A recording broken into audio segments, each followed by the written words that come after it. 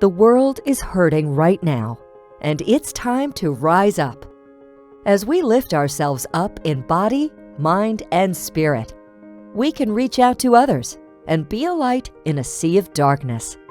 Welcome to the Movement for Global Health with your host, Dr. Mary Zennett.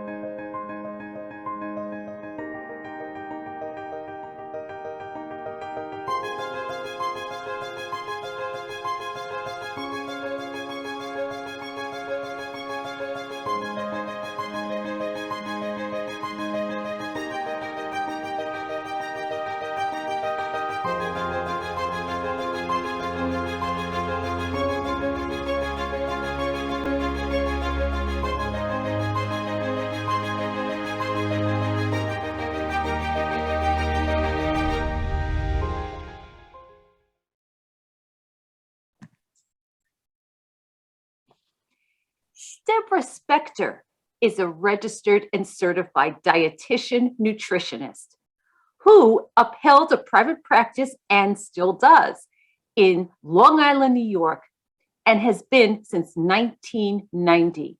She graduated from undergrad at SUNY and achieved her master's degree at Long Island University, where she completed her internship. Deborah specializes in eating disorders with adults, teenagers, and adolescents, and meets everyone's needs individually and guides them to achieve a normal relationship with food and body image. She has written an incredible book, and it's called The Things I've Seen People Do With or Without Food. Eating disorders, your struggle is real. Deb, it is a privilege to introduce you today. Oh, Mary, thank you for this opportunity. And it is such a pleasure to finally meet with you and to guide everybody on this gentle journey, which you know well. It's so important. And you know what? I want to say this, I've been in the field, I've been in mental health for many years. Eating disorders are one of the toughest, what we'd say, nuts to crack. I mean, each person suffers so much. It is all consuming. And so when I read your book, the book jumped out at me. It's like, my God, you're talking in their words. You're talking about what people are thinking and feeling deep within them. And that gives you an understanding. So I can't wait till we dive into this. What motivated you to write the book? So that was a great question. And I agree with everything you said. In mental health, a lot of people don't think that eating disorders are about mental health, which is one of the reasons, to answer your question, I wrote the book. They think it's a number on a scale problem, right, or a food problem. They don't understand that the struggle is internal, Mary, right? We know that. Absolutely. This chatter inside their head, it is exhausting. Anybody who struggles with an eating disorder knows that it's an internal struggle. They feel very misunderstood. It's why I wrote the book, so people can recognize that at least one person, me, right, which I've been doing this now for 31 years. It's amazing, almost 32, that I understand and I get it, right, that it is an internal struggle for sure. Yes, that's why I did write the book. Wow. So people understand. It must be validating for the individual, somebody who suffers from an eating disorder. When they open that book, I'm just thinking this, they're like, oh my God, that's what I think. Absolutely. And Mary, it's interesting. The book's only been out for 4.5 months, and I'm grateful to have 95 reviews. And every review is like, I wish I would have read this book before I had children. I wish that somebody would have explained what the newer diagnosis is, which most people don't know, which is orthorexia, which is, you're in the West, but I'm in the East. It's an influx here. And nobody even knows what it means. It's been out for over 10 years. I have a patient in recovery from it already. She's a young lady who is just living her best life. But you're right. Like, so many people in the reviews are writing things like, Deb, like this book speaks my language. Thank you for acknowledging it. Thank you for writing this. Thank you for understanding what's going on in my head. Exactly. And it's difficult. Yes. Very, Yes. very difficult. And why do you think there's been such a significant rise in eating disorders during the pandemic? I think another great question. I think that there's been a significant rise. Again, 31 years in practice, but the last two, I don't even have room in my practice, to be honest. And the kids are getting younger and they're sicker. And I think that because of the isolation and being home and younger kids, right, the people that we treat, like adolescents, Absolutely. teenagers, right, they had such isolated issues and they relied a lot on social media and social media, which I have a professional social media page on I have a for young kids Instagram, and then I do have not just LinkedIn, but a professional Facebook page. But when you're on that, and TikTok is known for what I'm going to say, nobody looks like that, Mary. Nobody looks like that. I'm sorry. They're filtered. Thank you. Yes. Yes. But in their minds, and they're scrolling, it's like, oh my, panic, panic. Oh, I don't look like that. I don't look like that. And what's that doing? What's that doing to their internal fiber? Right. So not good. Feeling really, low confidence and low self-esteem and not good in their bodies, which is all the 100% breeding grounds for eating disorders. And if you have, like you said, with the mental health crisis, right, a little bit of generalized anxiety disorder or a little bit of depression, it's like, it's just a feeding ground for an eating disorder, right? And the thing is with food, we need to eat. This is the thing. We need to eat. You're right. We can't 3 just meals stop. a day. We can't just say, stop it. Right. And we need to, and you know what else, Mary? We need to be in our bodies every day and learn how to adapt and how to change. I mean, a lot of people have had significant weight shifts during the pandemic. We weren't going anywhere or doing anything. Even if you live in a state where the weather or climate warrants going out, to be honest with you, we were afraid in the beginning, at least in the, I live in New York. It was scary here. People were dying from the virus. My God. Right? My God. Oh yeah, we've lost many too. It's very scary. Very tragic. And like you say, the weather is not conducive. I mean, out here in the West, we've got a lot of rain. Okay. You can't just walk outside in 40-degree and it's pouring rain. It's not going to happen. It's not healthy. Exactly. It's not healthy. But these poor kids have been inside, trapped. And I think years ago, TV was the big thing. But for kids today, it's social media. You're right. When we were kids, I had a black and white TV when I grew up as a little girl. And we used to have to get up and change the channel. Remember, we didn't have clickers. We didn't have clickers. We had to get up and change the channel. Nowadays, everything for children, everything is accessed right here in 3 seconds. When we were kids, we'd have to, research at the library and take out the Encyclopedia Britannica. Now they ask Siri or Google and, they can find anything. If I shared with you some of my younger patients, 8, 9, 10, and 11, like I wrote in the book in my early training, how do you figure out how to throw up your food? They go on YouTube. Like, it's unbelievable. Oh my God. The world has changed significantly. And parents, I'm a mom, I'm a parent. Yes. A lot of parents, because they're exhausted themselves, they're not monitoring their kids' social media and what they're doing all day long. It's exactly. It's really scary. And you don't want to be a helicopter mom, all right, hovering. Okay, because that's not really healthy either. You want some respect and boundaries. But if parents don't know, what do you do?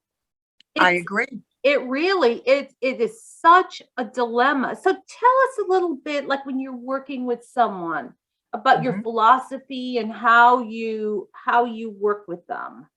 So again, excellent question. So a lot of the work that I do now is very different than the work that I learned what to do as a clinical dietitian, right? Not a nutritionist, but a registered dietitian who's board certified. It's very different. Years and years of supervision, years and years of practice and working with this Absolutely. population. One of my biggest messages that I try to teach is about getting away from the dialogue that the world is so used to hearing nowadays. And it's all about advertising and making money out there, which we're aware of. But it's about not having foods be good or bad or healthy or unhealthy. And instead, me teaching my patients on all levels and all ages how to make all foods fit. You know, Mary, if a food is bad for you, we live in America. This is not a third world country. They take it off the shelf. It's a recall. They take it off the shelf, right? So if a food is bad, they take it away. If a child or an adolescent hears that a food is bad, they're either psychologically going to think it's going to do something to their bodies, or they have a negative emotional attachment to it, which is not the message we want to give our kids. Exactly. Exactly. You know? So delve into it with your philosophy, and when you're working with them, and you say somebody comes in, you know, for the first or second session, and you can see they're really, really struggling. Oh, very much. And anxious, very anxious. So I label foods as safe, not good or bad. Safe food is a food that when you eat it, there's no emotional attachment to it at all. There are no thoughts. There's no chatter. There's nothing. Got it. But then and then there are foods that are very unsafe. Mary, even if my patients know that they're going to be eating it later that day or tomorrow, their anxiety levels are so high. Or like some of the stories in the book, right? They're trying to figure out a way to get out of it because they don't even want to present themselves in a situation where they're going to have a lot of chatter. Exactly. Right? Exactly. I teach my patients about moderation. Nothing is detrimental in a small amount. If you really have a craving for a cookie or ice cream or something fried or something that was in your mind unhealthy previous to our work together, eating a little bit is okay. Wow. Right. I teach them about variety. You know, Mary, my patients get stuck and it's not okay eating the same things every day. Exactly. And it's so boring. And then what happens, then it all melts, it all breaks down. And then do you have a lot of binging? I do. So a lot of my patients, it's all of the eating disorders. It's binge eating disorder. I have anorexics, bulimics, but now I have patients who struggle with ARFID, which a lot of people don't know what that is. And I wrote about that in the book. Or patients now with orthorexia, which is a much newer, even though as a professional, it's been around for about 10 years. It's a much newer diagnosis that most people don't know about. Talk about these. Yeah, so ARFID is avoidance restrictive food disorder. It's my patients who, my older patients, like our age or even in their 20s, were diagnosed as being picky eaters, but it's really not being a picky eater. It's about having texture issues or certain smells of foods or an adversity to food. And I have to learn how to help them get through that. And a lot of that is exposure therapy and desensitization, which I'm trained to do. It's more of a cognitive behavioral. So it's more behavioral. Orthorexia, it's very much behavioral. Some of my patients have to go to feeding sites to be able to work with a feeding specialist on how to work through that. But it's wonderful. Like my patients in recovery from that, they can travel and they can go out with their friends and not feel that they can't eat or only eat certain foods. It's socially again, to go back to the pandemic, very socially isolating, right? Very, very, but it's very intensive work. It is. So do you work with a team? Mary, I wouldn't do this work alone. I even wrote about that also in the book. I saw that. I will never be able to promote myself as being a dietitian, a therapist, a doctor, and a psychiatrist. That's a team. We need to work collaboratively. One of my colleagues who's a pediatrician who I share so many patients with, he always says to me, Deb, anybody who thinks they could do this work alone they're not trained to do the work at all. They're not trained. Behind the scenes, I'm collaborating with these people. And it's important, right? I have patients who come from residential treatment and I have to be able to follow up with their work. My next patient coming shortly came from a residential treatment center. Wow. We have to work together. Wow. Right? It's all encompassing. That shows you, I mean, it's a whole, you look at the whole person and there's so many aspects and so many elements. And then you all come together around the person. Do you find that there's young people who really want the help, but they can't get the help?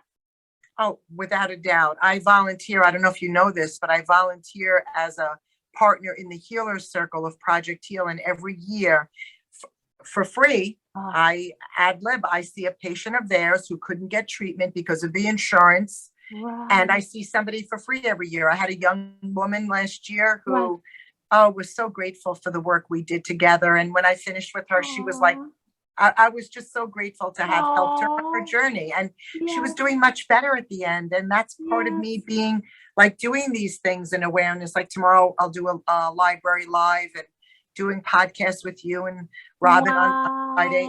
It's awareness, right? People don't get it. Yeah. Educating, empowering, and you give all of yourself. You put yourself into this, and you reap the rewards. You reap the rewards, but it's a commitment. It's a huge commitment. We were chatting about that before we started doing this podcast, and yes, it's a lot of work. Nobody realizes it's a lot of work. I didn't write the book to make money. I wrote the book to get it out there so people know that they're not struggling alone, that other people really understand what's going on in your thoughts and how to move forward and know that there are people that get it, right? That's right. Yeah. That's right. And I do think raising awareness too for the parents is, you know, it might not even be on their radar. Eating disorder. I agree. What? I agree. Well, again, parents don't realize, Mary, like I have a chapter in my book. I was open with my daughter, my own daughter, and knock on wood, I'm her mom. She doesn't struggle. But in my early days of training, some of the things that these little girls would say, because it was a mother-daughter group I would run and be a part of, you don't realize the things you say about your own food or your own body. Kids listen to everything. Most of your relationship with food and your body, Mary, come from your childhood home. That's right. So if you grow up where your mom and or dad are constantly on diets and constantly talking badly about their bodies, you're going to get that message that your body's not okay because it wasn't okay for them. That's right. And parents don't realize it. So what would you tell a parent? What are things they can say and present that would give their child a healthy relationship with food and body image? I would say to them, be very mindful of how you talk about your body, how you feel in your body, the things you say around your children about your body and or dieting, which to me is a form in America, in our culture, of disordered eating. It may not be an eating disorder, but it's disordered because it's eating. Any diet, right, Mary? Any diet is on and off. There, if one of the Debisms in my book, which a lot of my patients love the Debisms, there are things that I great. Debisms are great. Yeah, thank you. But one of the Debisms was if diets worked, we'd only need one. But this is America. There's always another diet or another way to, teach us. It's not a permanent decision. Okay. I would talk about food and not in the healthy, unhealthy, or good, bad way, but, teaching our kids how to make all foods fit and really gearing them in a direction that they don't have an emotional attachment to the foods that they eat. Because that's not the way we want to teach our children. Right. So, Deb, where can our listeners learn more about you and get this wonderful book? Thank you, Mary. So the book is available on Amazon. It is in now paperback and an ebook for those of you who need larger print, because some of my friends our age couldn't read the book. It's too small. Right. And it's called The Things I've Seen People Do With and Without Food. It's available new published on Amazon. As far as me, they can follow me either on LinkedIn like you and I met, or they can follow me on Instagram for my younger patients. It's my professional name, Deborah Spector, MSRDNCDN, or on my professional Facebook page. Beautiful. And we'll leave those links under the podcast. So Wonderful. people can look you up. thank you so much for this opportunity. And it's such a pleasure to be able to do this Oh, podcast. same here, Deb. Thank you so much. I mean, truly, I appreciate the work, the passion. I mean, this is intense. It's wonderful. Would you say this is your life's work? This is my life's work. Yeah. This is awareness. This is so people know that they're not alone in their struggles. Yes. And, Yes. addiction is addiction. And you have That's to learn right. how to have a normal relationship with food in your body, because as you Yes. said, you're going to eat forever and you're going to be in your body forever. And although people don't believe you can get into recovery of an eating disorder, I have a lot of testimonials also in the back of the book. I'm so grateful for my patients, and hard work, but they got there. Yeah. It's possible. And Recovery it gives people hope. Anybody listening who's struggling with a family member with an eating disorder, you can see why people would feel hopeless. Absolutely. It can Absolutely. be so scary. And get your hands on this book, really pour through it, and look at the cases at the end, and get on your social media and listen and learn. And yay, it's And again, lots Mary, of thank hope. you so much for this, opportunity. And I appreciate what you're doing, and mental health awareness. 30 million people will be diagnosed with an eating disorder, and that's Right. significant. That's not just one person. That's significant. Talk about And a it's pandemic. Talk about a pandemic. Who would ever think we'd be living through this? Who would Who ever would think we'd be living through dream? this? Exactly. So heartfelt thanks, Deb. We're so Thanks, Mary. grateful. So nice meeting you. All And thank you right. for the opportunity. All right then. Bye-bye. Bye-bye.